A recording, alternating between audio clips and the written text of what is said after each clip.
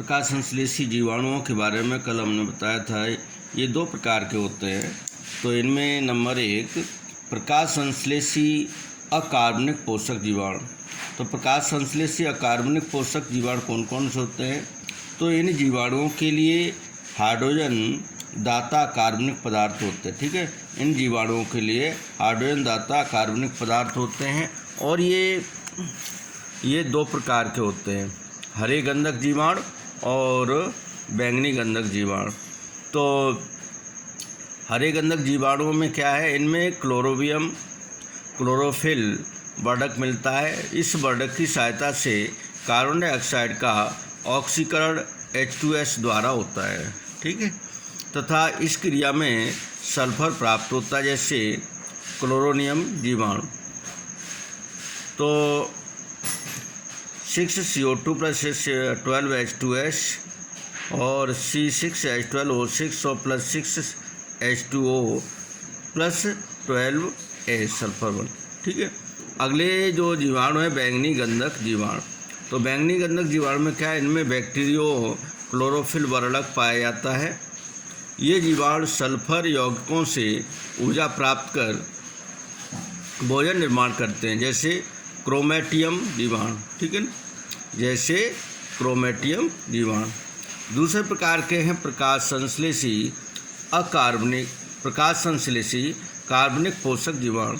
तो प्रकाश संश्लेषी कार्बनिक पोषक जीवाणुओं में क्या है, तो इनके प्रकाश संश्लेषण में हाइड्रोजन दाता के रूप में कार्बनिक पदार्थ का उपयोग होता है। इनके प्रकाश संश्लेषण में हाइड्रोजन दाता के रूप में कार्बनिक पदार्थ का उपयोग होता है, जैसे बैंगनी गैर गंधक जीवाणु। इस प्रकार के जीवाणु एल्कोहल तथा कार्बनिक अम्ल का उपयोग करते हैं। इस प्रकार के जीवाणु एल्कोहल तथा कार्बनिक अम्ल का उपयोग करते हैं, जैसे रोडोस्यूडोमोनास। तो प्रश्न आता है प्रकाश संश्लेषी कार्बनिक पोषक जीवाणु कौन से हैं? तो रोडोस्यूडोमोनास या रोडोस्यूडोमोनास किस प्रकार के जीवाणु है? तो इस प्रकार से प्रश्न आते रहते हैं। आगे है रसायन संश्लेषी जीवाणु। तो रसायन संश्लेषी जीवाणु ये कैसे होते हैं? तो ये जीवाणु कार्बनिक तथा अकार्बनिक पदार्थ के ऑक्सीकरण द्वारा ऊर्जा प्राप्त कर अपना भोजन बनाते हैं। इनको वर्धकों द्वारा प्रकाश की आवश्यकता नहीं होती। ये इनके दो प्रकार होते हैं। तो दो प्रकार कौन कौन से हैं? तो रसायन संश्लेषी अकार्बनिक पोषक, पहले इनके बारे में बताते हैं। अकार्बनिक पदार्थों के ऑक्सीकरण से प्राप्त ऊर्जा का उपयोग करते हैं। ये जीवाणु भी दो प्रकार से ऊर्जा प्राप्त करने में सक्षम है।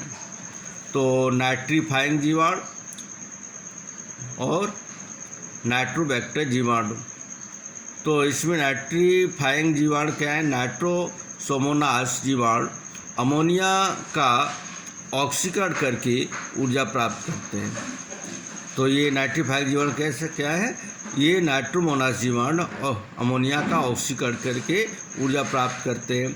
2NH3 + 3O2 reaction 2NO2 + 2H hydrogen ऊपर 2H2O + एनर्जी। ठीक है, और दूसरे हैं नाइट्रोबैक्टर जीवाणु। तो नाइट्रोबैक्टर जीवाणु नाइट्रेट का ऑक्सीकरण करके ऊर्जा प्राप्त करते हैं। 2NO2 + O2 reaction 2NO3 + energy. ठीक है, इस प्रकार से। और अगले हैं गंधक जीवाणु। ये जीवाणु गंधक से मुक्त H2S से गंधक को प्राप्त करते हैं, गंधक को पृथक कर देते ये जीवाणु गंधक से मुक्त H2S से गंधक को पृथक कर देते हैं, जिससे गंधक अम्ल बनता है। जीवाणु इस क्रिया में निकलने वाली ऊर्जा का उपयोग करते हैं, जैसे बैगियाटोआ थायोबैसिलस। ठीक।